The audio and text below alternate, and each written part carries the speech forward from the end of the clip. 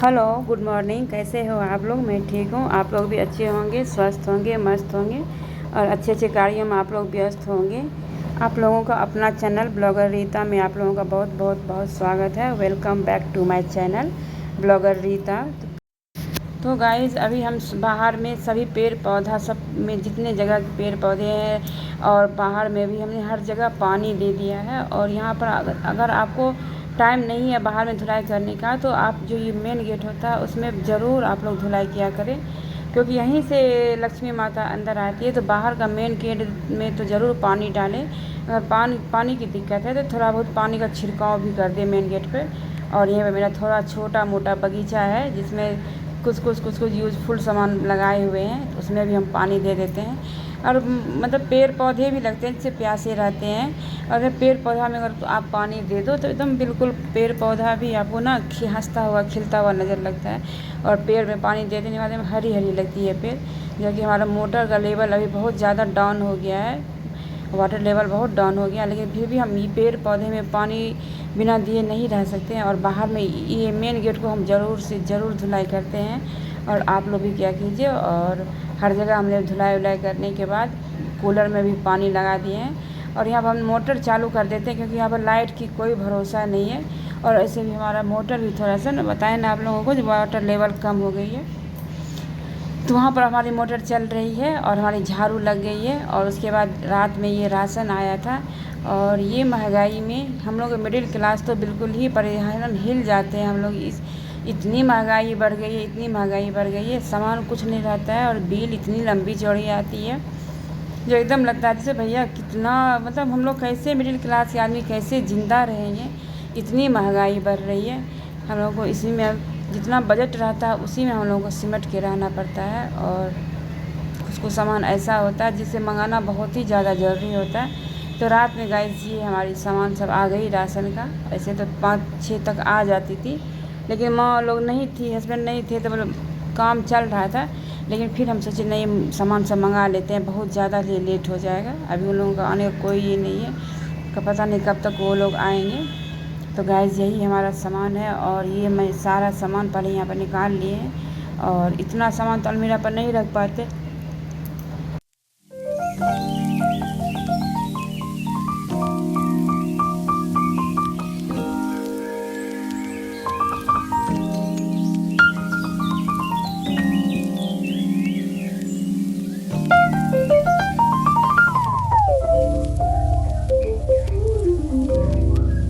आप लोग देख सकते हैं कि महीने में कितना सामान लगता है हम लोगों को। मतलब दाल चावल आपको कम लगता है, ये छोटी मोटी सामान जो होती है, ड्राई फ्रूट्स हुई, साबुन, तेल, सर्फ और मार दुनिया भर का छोटी छोटी सामान होती है, ये ज़्यादा ही लगती है। चावल दाल तो बहुत ही कम लगती है।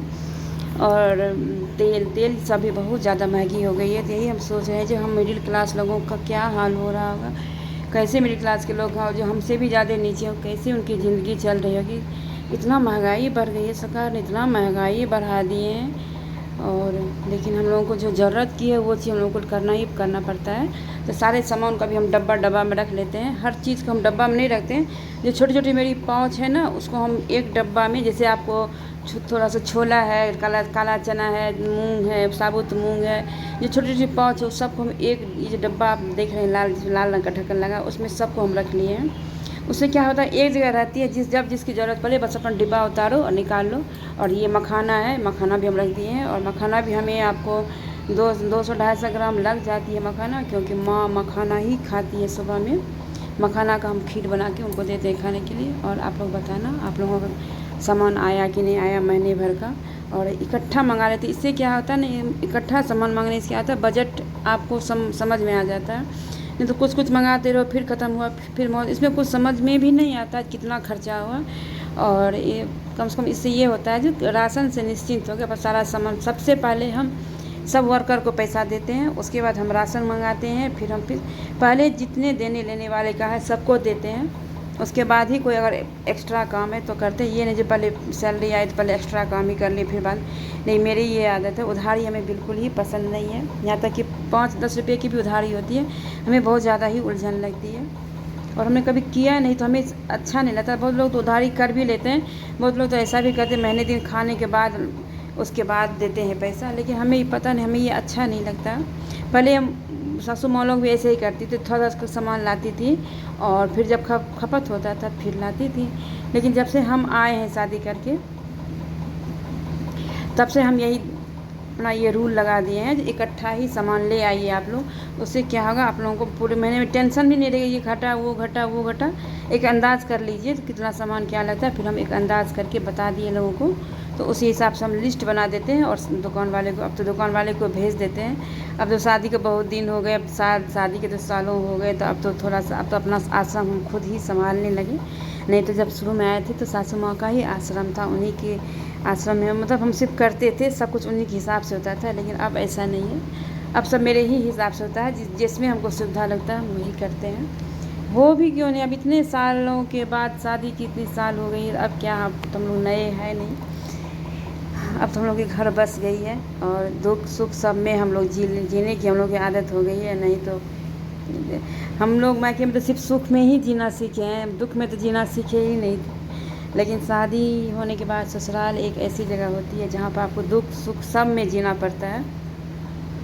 तो हम लोग ससुराल में ही सब कुछ सीख भी पाते हैं, मायके में कहाँ हम लोग सीख पाते हैं। और मायके में तो अभी भी जाओ तो हम लोग लगते हैं जैसे हम लोग की शादी हुई ही नहीं है, इस टाइप से हम लोग की वहाँ पे होती है, कोई गम ही नहीं रहती है मायके में। लेकिन मायके जाना बहुत दिन हो जाता है, हम लोगों को जा ही नहीं पाते हैं। जब से बच्चों की छुट्टी होती है तभी एक छुट्टी रहती है, उसमें या तो बहुत ज़्यादा सर्दी होती है या बहुत ज़्यादा गर्मी होती है, इस वजह से मायके मेरा जाना बहुत कम होता है। कभी कभी बहुत याद आती है पापा की, मम्मी की, लेकिन क्या करें, यही है जो मतलब एक तरफ बच्चे का मोह रहता है, एक तरफ मम्मी पापा का मोह रहता है। इसमें इतनी गर्मी है, कहाँ जाए क्या करें। तो गाइड सारा सामान हम इसमें निकाल दिए। बोलते बोलते हम इमोशनल हो गए थे, मेरे आँख में आंसू आ गए मम्मी पापा के नाम सुन के, और हमें रोना आ गया। क्योंकि अभी भी हम लोग मम्मी पापा को उतना ही याद करते हैं, इतने बड़े हो गए, इतने बच्चे भी हो गए दो, लेकिन फिर भी हम लोगों को मम्मी पापा की याद आती है तो हम लोग आँख में आंसू आ जाती है और मैं अभी भी इमोशनल हो जाती हूँ। और कोई बात नहीं गाइज। तो पर मैं सारा काम कर ली थी, झाड़ू तो मेरी लग गई थी, उस समय पोछा लगा के आज कपड़ा बिल्कुल ही नहीं धोए, उसके बाद पूजा करके सीधे आ गई किचन में। इतना आज मेरे पास काम था, दूध उसी टाइम में दे गया था, दूध को हम रख दिए थे। तो गाइज हम दूध को उबाल लिए हैं और घर में बहुत काफ़ी है, तो जैसे सासू माँ और हस्बैंड नहीं है तो थोड़ा सा वो किचन से फ्री ही हम रहते हैं, मतलब कोई टेंशन नहीं रहता है किचन में क्या बनेगा नहीं बनेगा। तो सुबह से ही 2-3 सब्जी बन रही है, खाना बन रही है, रोटी दाल चावल बन रही है, 2-3 बार चाय बने, वो सब मेरा अभी बंद है और अभी सिर्फ आराम ही आराम कर रहे हैं। तो यहाँ पर थोड़ा सा भगोना में हम चावल बना रही हैं, हम कोशिश करते हैं चावल हम भगोना में ही बनाएं, और आप लोग भी कोशिश कीजिए चावल आप लोग भी भगोना में ही बनाइए। इससे क्या होता है, चावल नुकसान नहीं करता है। अगर जिसके घर में डायबिटीज़ का पेशेंट है तो उसको तो ज़रूर से ज़रूर भगोना में ही चावल बनाना चाहिए। और किसको भगोना में चावल बनाने आता है, बहुत लोगों से चावल भगोना में बनाने नहीं आता है, मतलब उसका मार पसाने नहीं आता, हमें तो आती है। और हम धीरे धीरे यहाँ पर ये चीज़ सीख गए और कोशिश करते हैं हम जो भगोना में ही चावल बनाएं।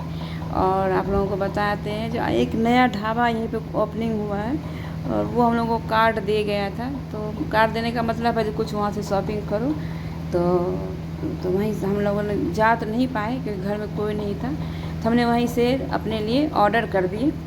और आज वहाँ एक सब्ज़ी की कीमा आती है जो सब्ज़ी वेजिटेरियन कीमा रहती है, उसका हमने ऑर्डर कर दिया। और अब कार्ड दिए हैं, निमंत्रण दिए हैं, तो कुछ ना कुछ वहाँ से शॉपिंग करना, क्योंकि लड्डू वड्डू भी वो भेज दिए थे घर में, तो इस वजह से हम वहाँ से ऑनलाइन हम शॉपिंग कर लिए।